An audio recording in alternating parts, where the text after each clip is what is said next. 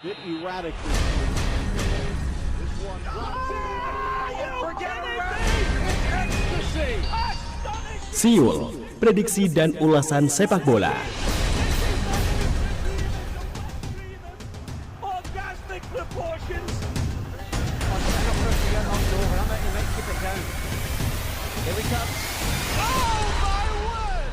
FM 91,2 Radio Kota Batik News Interaktif Solutif. Assalamualaikum warahmatullahi wabarakatuh. Selamat sore kawan Anda pecinta olahraga sepak bola dimanapun berada. Berjumpa lagi di program Siul Prediksi dan Ulasan Euro 2020 bersama dengan saya Ozi dan juga ada Bung Dirham yang menemani kita sampai dengan jam 4 sore nanti. Selamat sore Bung Dirham. Ya, selamat sore Ozi. Baik, kabar sehat Bung Dirham ya? Alhamdulillah masih sehat. Alhamdulillah sehat, semangat. Dan untuk gelaran Euro 2020 kali ini kita sudah masuk ke partai puncak di mana mempertemukan kedua kesebelasan, ada timnas Italia versus Inggris. Dan sebelum kita bahas ke final Euro 2020 kali ini, Bung Dirham mungkin sedikit komentar pembuka di laga sebelumnya yaitu semifinal Euro 2020 mempertemukan antara Spanyol versus Italia dan juga Denmark versus Inggris. Bagaimana tanggapan dari Bung Dirham sendiri? Ya, kalau saya lihat Spanyol melawan Italia satu pertandingan yang menarik ya, di mana Spanyol dengan sistem permainan terbuka, kemudian Italia melakukan sebuah permainan yang sangat menyulitkan Spanyol. Nah, itu salah satu partai yang cukup menarik dalam pertandingan Piala Eropa kali ini. Dan saya lihat bahwa apa yang disampaikan oleh Johan Cruyff ketika Belanda bertemu dengan Italia di semifinal Euro tahun 2000 itu bahwa Italia adalah tim yang sangat sulit untuk dikalahkan, dan jadi bukan hanya sangat sulit tapi sangat tidak disukai tim manapun jika bertemu dengan Italia. Permainan yang ditampilkan oleh Italia, sehingga itu benar-benar terjadi di Spanyol. Kita lihat bahwa Spanyol memang ketinggalan ya ketika Chiesa menciptakan gol menit 60 itu, dan baru membalas melalui Morata yang masuk menit 80. Itu menunjukkan bahwa Italia benar-benar bisa mengacak-acak pertahanan, dan serangan silih berganti. Hanya saya lihat bahwa apapun kemampuan Unai Simon, penjaga gawang Spanyol ini, masih belum bisa diharapkan. Walaupun mereka bisa menang atas Swiss dalam adu penalti, tetapi ketika menghadapi Italia punya Donnarumma, dan Donnarumma itu beberapa kali menggagalkan peluang-peluang dari Italia, dan itu saya melihat kekokohan dari Donnarumma sebagai pengganti dari Buffon. Ya, itu sudah cukup layak ya. Dan itu melihat bahwa Italia memang sedang dinaungi keberuntungan, dan memang beberapa penendang Spanyol tidak bisa masuk, dan itu memang Spanyol akhirnya harus tersingkir. Terlepas dari itu, Spanyol tahun 2008 dan 2014 juga bertemu Italia. Tetapi talenta Spanyol pada waktu itu, talenta emas Spanyol yang meraih 2 Piala Eropa secara bergiliran dan juga Piala Dunia tahun 2010 itu memiliki satu tim yang komplit yang saya kira sulit untuk disamai oleh Spanyol sekarang ini. Nah, itu yang membuat Spanyol lebih punya peluang bisa mengalahkan Italia. Nah, cuman sekarang kita bisa melihat bahwa dengan tipikal pelatih yang berbeda dan juga generasi yang berbeda, Italia ternyata lebih unggul dari Spanyol. Ya. Baik. Sementara kalau untuk Denmark sendiri dengan Inggris seperti apa Bu Dirham? Ya, kalau saya lihat Denmark betul-betul heroik ya. Mereka itu pada awal pertandingan terpuruk 2 kali pertandingan ya. Iya. Melawan Finlandia itu ketika Eriksen harus mengalami serangan jantung dan kemudian Denmark kalah. Itu saya lihat Denmark sudah, walaupun dia kalah, tapi dia memperoleh simpati dari dunia sepak bola. Iya. Nah, itu satu kelebihan, dan performa itu di kedua memang mungkin pertandingan kedua itu dia belum begitu recovery-nya itu belum begitu baik. Tapi begitu pertandingan ketiga menang 4-0 itu Denmark kelihatan kebangkitannya. Iya. Dan itu saya lihat kemarin ketika semifinal melawan Inggris, itu saya menarik itu dalam satu jumpa pers sebelum pertandingan semifinal itu. Kasper Schmeichel itu ditanya oleh wartawan, bagaimana Anda untuk bisa upaya menghentikan dari Inggris yang istilahnya itu sudah menggadang-gadang sepak bola akan kembali ke negerinya. Football coming home. Bagaimana? Schmeichel dengan cerdas itu menjawab bahwa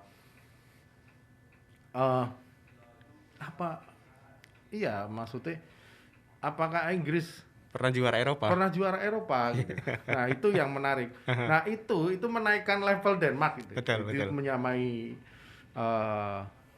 Inggris. Nah, kalau dilihat memang Inggris lebih banyak karena dia main di negerinya sendiri, kandang sendiri, kecuali melawan Kroasia di Roma. Itu menunjukkan bahwa Inggris punya faktor keberuntungan sebagai tuan rumah. Itu faktor yang besar sekali. Dan memang patut disesali kemarin satu scrimmage di menit itu ketika Sterling dijatuhkan itu memang banyak pendapat yang menyatakan bahwa itu diving dan lain sebagainya. Tapi saya melihat bahwa itu teknologi VAR yang menyatakan, karena memang ada keputusan dari pemain belakang Denmark yang mencoba masuk tetapi kakinya itu menyentuh sedikit ya, sehingga menyebabkan penalti. Malah justru saya lihat malah Harry Kane dilanggar di kotak penalti itu jauh lebih jelas penaltinya maksudnya. Tapi wasit ternyata tidak memberikan penalti pada Inggris saat Harry Kane dijatuhkan. Tetapi ketika Saka si Sterling bisa menerobos pertahanan Denmark itu membuat memang sudah ditakdirkan begitu ya. Harry Kane harus akan menjebolkan gawang Denmark. Tapi terlepas dari apapun, Denmark tampil heroik dan itu menjadi sebuah kebanggaan yang pernah dilakukan oleh generasi pendahulunya, Brian Laudrup dan kawan-kawan. Brian Laudrup dan ayahnya Kasper Schmeichel. Iya. Sehingga memang belum bisa menyamai, tapi ada sebuah kebanggaan nasional ya dari Denmark hingga ke semifinal. Iya, bisa tampil ke semifinal. Baik. Dan jika kita masih tunggu untuk atensi dari Anda kawan yang ingin bergabung sore hari ini, bisa melalui 424474 ataupun juga SMS dan WA di 0855420912.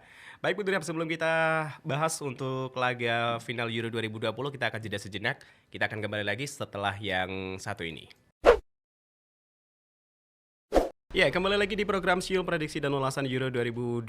Masih bersama dengan saya Ozi dan juga Bung Dirham yang menemani Anda. Selamat sore yang sudah bergabung, ada Pak Ipung di Bendan. Selamat sore Mas Ozi dan juga Mas Dirham. Alhamdulillah akhirnya kesebelasan Inggris masuk final dan akan bertanding melawan kesebelasan Italia dalam Euro 2020 ini.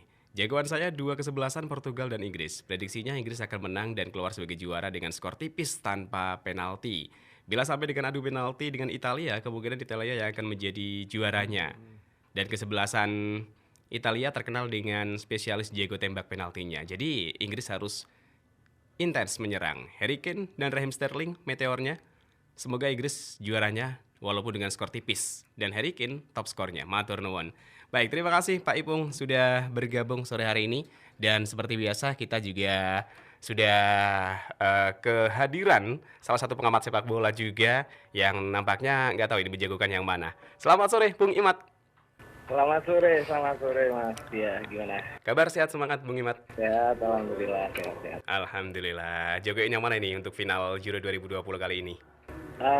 Ini sebenarnya dua-duanya bukan tim favorit saya ya, tapi yang jelas pertarungan antara Inggris Italia ini pertarungan yang layak ditunggu. Meskipun mungkin secara materi pemain Italia agak lebih komplit dan permainannya juga lebih enak ditonton, sedangkan Inggris kita tahu ada berbagai macam kontroversi terkait kelolosan Inggris ke final ini, khususnya penalti Harry Kane di semifinal yang sempat diperdebatkan banyak pengamat sepak bola. Jadi itu juga menjadi pertanyaan karena ini Inggris cukup diuntungkan sebagai tuan rumah. Baik, tapi prediksi dari Bung Imat sendiri berapa skornya kira-kira untuk sampai dengan final ini? Sampai adu penalti ya, jadi akan lebih seru nampaknya kalau pertandingan selesai sampai adu penalti, karena jujur kalau dalam 90 menit itu akan banyak drama dan saya yakin Inggris akan sedikit diuntungkan dengan posisi bermain di Wembley. Supporter juga tentu jumlahnya sangat banyak dan ini adalah final Euro pertama untuk Inggris. Betul. Dan juga Inggris belum pernah jadi juara Euro, jadi ini tentu akan memicu semangat Inggris yang luar biasa untuk mengalahkan Italia. Tapi jangan salah, Italia juga hari ini dalam kondisi tim yang sangat bagus sekali. Jadi kalau dalam 90 menit harus selesai, mungkin Italia bisa menang. Tapi kalau sampai adu penalti kita tidak tahu, karena itu tos-tosan, jadi peluangnya 50-50 sih. Mungkin kalau dibanding-banding ya 51-49 untuk Italia lah. Oke. Siap. Iya, di musim ini atau tahun ini, Bung Imat, ya, selain adanya Euro 2020 di belahan benua lain di Amerika, ini juga digelar pula besok pagi kalau nggak salah ya. Ya, final Copa America. Nah, kira-kira peluangnya seperti apa antara Brazil versus Argentina? Ini malah justru nampaknya akan jadi final yang lebih seru dibandingkan Euro. Karena ini partai klasik ya, Brazil Argentina, dan sudah cukup lama final Copa America itu tidak mempertemukan dua tim besar yang penuh sejarah dan legenda di dunia bahkan. Saya rasa memang meskipun ini Brazil tuan rumah, tapi tidak menjamin Brazil bisa menang juga. Saya lebih menjauhkan Argentina untuk kali ini karena secara penampilan, secara tim Argentina sepertinya lebih baik ya secara mental. Sedangkan Brazil kita tahu meskipun bertabur bintang, tetapi mereka sering sekali melakukan diving dan sebagainya, dan itu membuat permainan agak sedikit ternodai. Jadi kita juga ingin melihat Messi mengangkat trofi pertamanya untuk timnas, karena belum pernah juara kan bersama timnas Argentina. Betul. Itu. Oke. Baik, terima kasih sekali lagi Bung Imat sudah bergabung untuk sore hari ini. Siap, Mas Osi. Selamat sore, salam olahraga. Sore, salam olahraga. Baik, terima kasih ada Bung Imat yang sudah memberikan komentarnya, Bung Drian, untuk final Piala Eropa dan juga Copa America yang kebetulan memang digelar di tahun yang sama, Bung Dirham ya. Iya. Namun untuk kemeriahannya mungkin Copa lebih kalah gitu ya. Ya, karena secara media tentu Eropa lebih menguasai lah. Lebih menjual seperti itu ya. Ya mereka lebih marketable ya. Karena memang bagaimanapun tempat mencari nafkah bintang-bintang Amerika Latin adalah di Eropa. Di Eropa, betul. Baik. Dan partai final ini memang sangat menarik ya, antara terutama Brasil melawan Argentina. Brasil ini dalam beberapa tahun ini sebagai tim yang tak terkalahkan ya. Tapi kayak kemarin itu dalam partai-partai menuju final itu dia mulai kesulitan untuk menaklukkan lawan, misalnya lebih dari 2 gol misalnya. Atau menang misalnya, biasanya dengan Peru bisa menang 3-1 atau 3-0.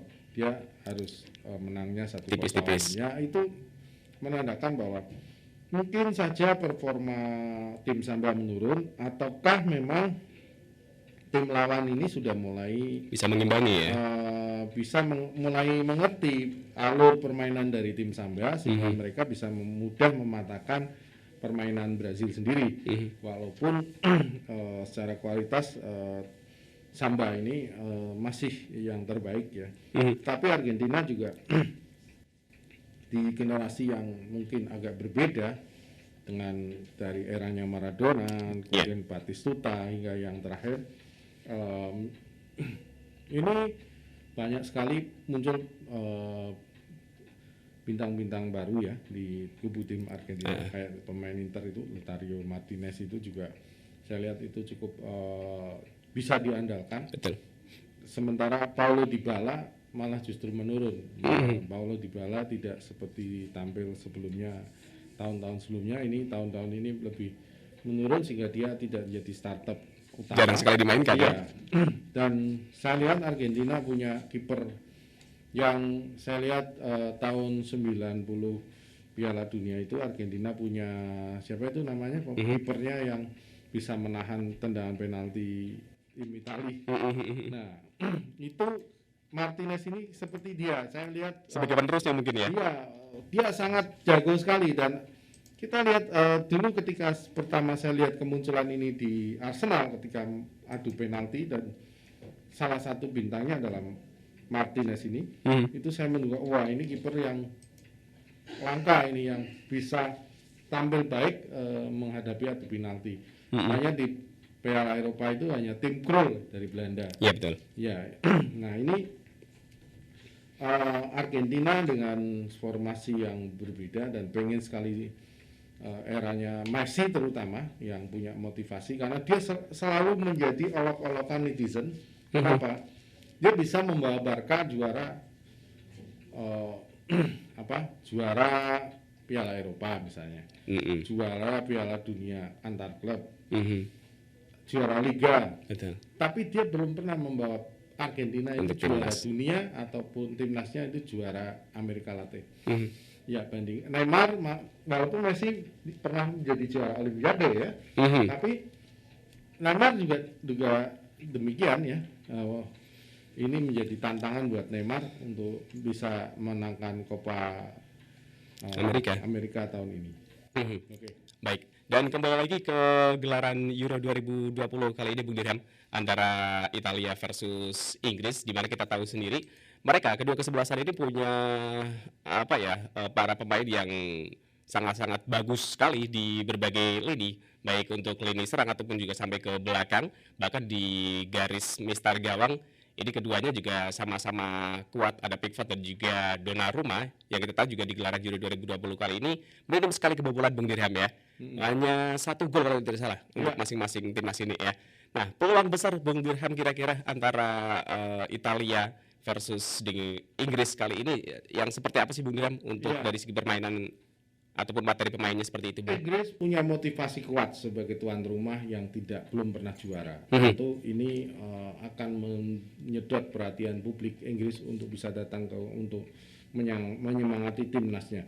Yang kedua, sebenarnya hal yang tidak mengenakan itu Inggris tengah disorot ya. Banyak hal-hal yang ketika National Anthem Denmark dinyanyikan, para supporter Inggris mencemooh, itu hal-hal yang tidak mengenakan, yang diserang oleh para netizen. Kemudian ada penalti yang kalau kita lihat Inggris itu dari 6 laga sebelumnya itu dia lebih banyak di Wembley mainnya daripada keluar, hanya waktu lawan Kroasia 1 kali saja ya. Itu saja. Bandingkan dengan Italia, dia main di mana saja.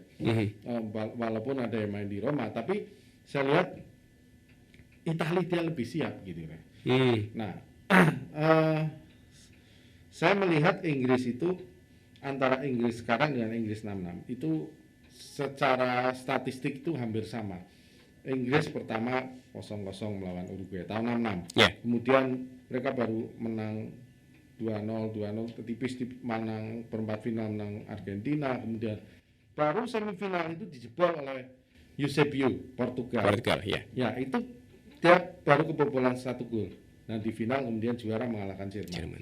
Nah, Inggris sekarang itu juga demikian.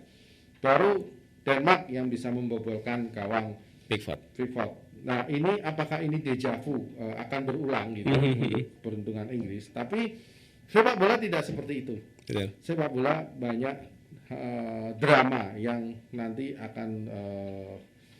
akan membumbui partai ini. Nah, Italia itu datang ke Wembley dengan motivasi tinggi. Italia itu terakhir juara dunia tahun 68 ya kalau nggak salah. Dia sekian puluh tahun dia tidak pernah juara Eropa. Hanya waktu final di tahun 2000 dia kalah lawan Prancis. Kemudian juga masuk final lagi tahun 2012 Spanyol. kalah lagi dengan Spanyol. Ini generasi baru ini di bawah Roberto Mancini ini diharapkan bisa mengulang sukses. Dan saya lihat Italia secara mentality itu lebih kuat daripada Inggris. Walaupun Inggris kalau kita lihat dari performa pemainnya, kemudian harga pemainnya itu lebih tinggi nilai jualnya ya. Kane berapa dibanding pemain Italia. Betul. Tapi Italia akan menjadi punya satu kesatuan yang kuat dan yang dibentuk oleh Roberto Mancini. Dan Mancini paham betul karakteristik para pemain Inggris karena dia sebelumnya menukangi Manchester City. Dan satu kunci sukses Chelsea juara champion adalah Jorginho, pemain center yang akan memainkan peranan penting seperti hanya yang dilakukan oleh Andrea Pirlo tahun 2006. Jorginho ini dengan dibentengi oleh pemain-pemain yang saya lihat kualitasnya luar biasa. Ada Verratti, Marco Verratti, Jorginho, Verratti di usia emas ini. Kemudian ada Marco yang dari Inter Milan, gelandangnya Barella. Itu menjadikan Italia itu kuat dalam bertahan maupun menyerang. Bahkan mereka selalu pressing kepada lawan manapun.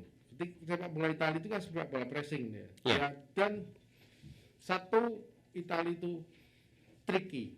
Jadi dia punya strategi dengan setengah peluang pun bisa menjadikan gol. Itulah Italia. Nah, kalau saya lihat kemudian performa misalnya tampil, memang tadi saya agak sepakat dengan Pak Ibung. Misalnya Italia jangan sampai kalah dengan Inggris dalam 2 kali 90 menit. Tapi kalau adu penalti tos-tosan, saya jelas secara kualitas tim itu Italia lebih bisa diunggulkan ya.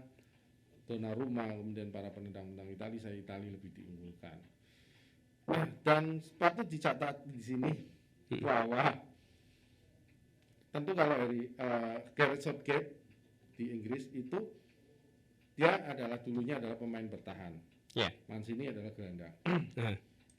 Southgate itu pasti dia secara pertahanan pasti akan dibenahi. Inggris menjadi lebih kuat dalam pertahanan dan bukti bahwa sampai dengan ini dia hanya kebobolan 1 gol. Tapi dalam nanti misalnya adu penalti itu Southgate ini banyak memutar otak dan dia agak ada tekanan. Kenapa? Karena Southgate adalah penendang yang gagal waktu semifinal tahun 96 melawan Jerman. Nah, itu apakah itu akan menghantui dia untuk menghadapi Italia seandainya terjadi adu penalti. Nah, yang paling aman dia Inggris tanpa adu penalti dia bisa ataupun perpanjangan pun dia bisa unggul. Itu akan membuat Inggris lebih berjaya. Tapi kalau sampai tetap sama sampai drama adu penalti, Italia saya yakin akan punya peluang lebih besar untuk memenangkan pertandingan. Baik, terima kasih Bung Dirham, dan kita nanti akan lanjut kembali termasuk juga membacakan atensi dari Anda yang sudah masuk ke SMS atau juga WA kami. Pastikan masih di Siul program prediksi dan ulasan Euro 2020. Kembali lagi di program Siul prediksi dan ulasan Euro 2020, masih bersama dengan saya Ozi dan juga Bung Dirham yang menemani Anda sampai dengan jam 4 sore nanti. Sudah hampir di penghujung acara Bung Dirham, dan sebelumnya kita akan sapa dulu yang sudah bergabung melalui WA di 0855 4209112. Ada Ibu Hera di Terto. Final Italia versus Inggris dijamin so pasti seru. Italia yang sudah langganan tiket final Euro pasti mainnya habis-habisan. Inggris menurutku saat ini performanya lagi fit semua. Mungkin menjadi keberuntungan karena berada di rumah sendiri dan akan mencatat sejarah baru menjadi juara Euro 2020. Tebakan skor tipis 1-0 untuk Inggris di perpanjangan waktu. Baik, terima kasih Bu Hera sudah bergabung untuk sore hari ini, dan kembali lagi Bung Dirham untuk laga final atau partai puncak di Piala Eropa 2020 kali ini, Italia versus Inggris, sorry. Nah, kira-kira Bung William, untuk prediksi dari susunan pemain sendiri yang akan dimainkan oleh Mancini ataupun juga sama Southgate, adakah perubahan dari laga-laga sebelumnya, Bung William? Yang Italia hanya ini ya, Pasion backnya asal Roma itu ya, yang cedera, siapa namanya? Spinazzola, siapa? Si Spinazzola. Ya. Itu dia digantikan oleh Emerson kemarin ya. Yeah. Dan Emerson cukup baik ya mengawal pertahanan dari Italia. Dan kalau dilihat dari komposisi belakang Italia itu dua orang center back mereka, Chiellini dan Bonucci itu sudah lama bermain bareng ya. Sudah nyetel sekali ya. Sudah sangat nyetel. Dan mereka mungkin ini adalah Piala Eropanya yang terakhir. Yeah. Chiellini maupun Bonucci, karena mereka sudah umurnya sudah di atas 34 tahun, kalau Chiellini 36 ya. Itu awal mereka bermain bersama di Juventus, kemudian sempat pisah karena Bonucci ke Milan, kemudian balik lagi. Ini sudah nyetel, saya lihat mereka sudah mengerti ketika misalnya Bonucci maju, dia harus Chiellini menutup lubang-lubang itu, dan saya lihat Emerson maupun back kiri dari Italia cukup baik melakukan pressing untuk menekan lawan. Kemudian di gelandang itu saya lihat Varela bisa menopang Jorginho di sentral sebagai titik sentral kekuatan Italia di barisan gelandang. Kemudian Verratti yang bisa merusak pertahanan lawan. Di depan saya lihat Italia cukup baik, ada Chiesa di kanan, kemudian Insigne dan Immobile itu cukup saya lihat baik, cukup termasuk yang baik lah. Secara kualitas tim itu merata. Kenapa? Saya lihat tidak ada yang menonjol dalam mencetak gol. Itu mereka betul-betul siapapun yang punya kesempatan, dia yang diberikan kesempatan untuk mencetak gol. Inggris itu juga demikian. Inggris di sentar pertahanan ada John Stone dan Maguire.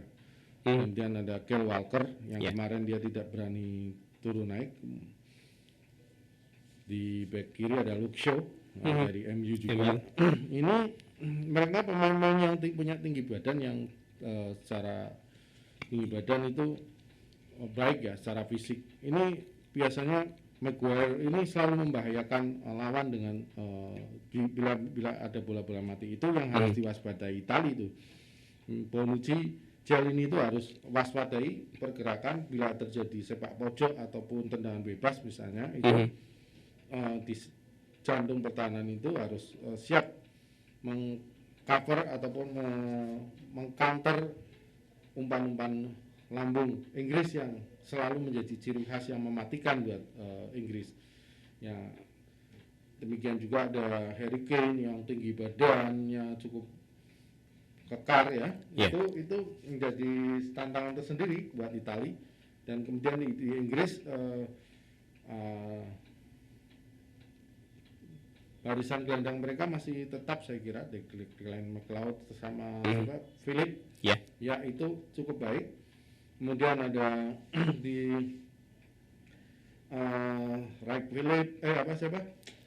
Raheem Sterling, Xhaka, Bukayo Saka ini sangat luar biasa. Saya lihat Saka ini sering melakukan penetrasi yang membahayakan. Buktinya waktu melawan Denmark itu salah satu assist dari Saka itu menjadikan pemain Denmark melakukan bunuh diri karena dibayang-bayangi oleh Sterling. Nah itu dua ini punya kesempatan. Harry Kane adalah tipikal pemain yang selalu menunggu bola. Nah tapi dia punya shooting yang mematikan. Nah ini yang patut diwaspadai oleh barisan pertahanan Italia yang harus menjaga ketatan. Saya kira Italia akan melakukan pressing yang sangat ketat. Pressing dan bagaimana dramanya nanti kita saksikan selama 2 kali 90 menit. Moga-moga kalau sampai perpanjangan itu tanpa Inggris harus kalah atau masih sama, itu sangat berbahaya buat Inggris. Baik. Ya, kita akan saksikan bersama untuk besok malam atau Senin dini hari. Baik, dan terakhir Bung Dirham, ini sebelum kita closing, mengingat waktunya juga sudah hampir selesai kebersamaan kita di Seoul prediksi dan ulasan Euro 2020 kali ini, Bung Dirham. Mungkin ada yang ingin ditambahkan, baik untuk final Euro 2020 ataupun juga yang akan besok kita saksikan bersama, ada final Copa America, silakan.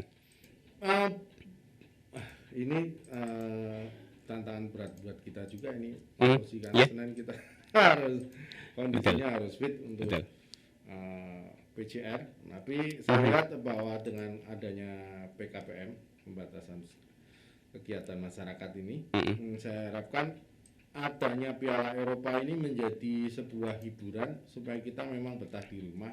Paling tidak begini, tetap menjaga kesehatan. Ya tidak usah begadang lah. Misalnya kita tidur dari jam 8, kemudian kita bangun lagi jam 1 melihat final, baru subuhan. Jadi masih ada waktu tetap untuk istirahat supaya kita tetap sehat, tetap pulih. Dengan kondisi seperti ini ada satu angin segar. Karena PPKM ini nanti sampai tanggal 20 ya. Betul. Ya, ini menjadi paling tidak kita walaupun tidak keluar rumah tapi ada sesuatu yang ditunggu. Ada sesuatu yang membuat masyarakat itu terhibur. Dan sepak bola itu memang menjadi hiburan yang luar biasa.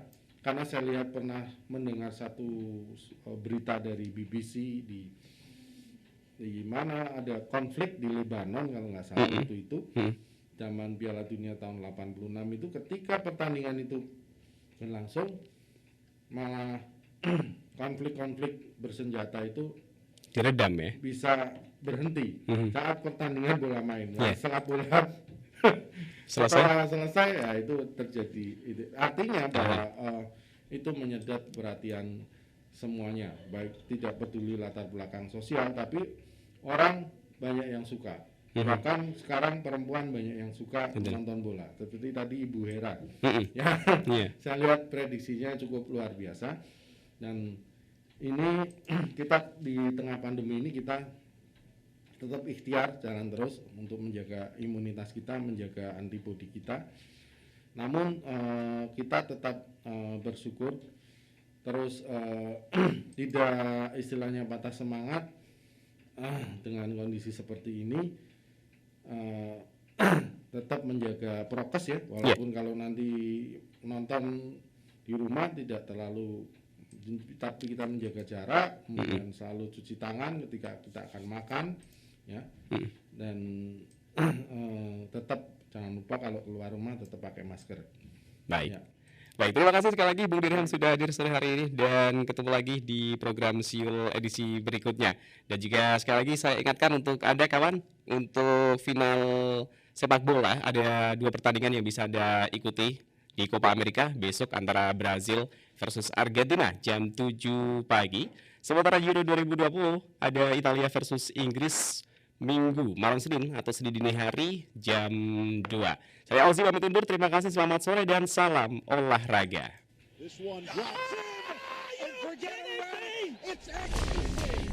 Baru saja Anda ikuti Seoul, prediksi dan ulasan sepak bola. Ikutilah prediksi dan ulasan sepak bola di Seoul edisi berikutnya.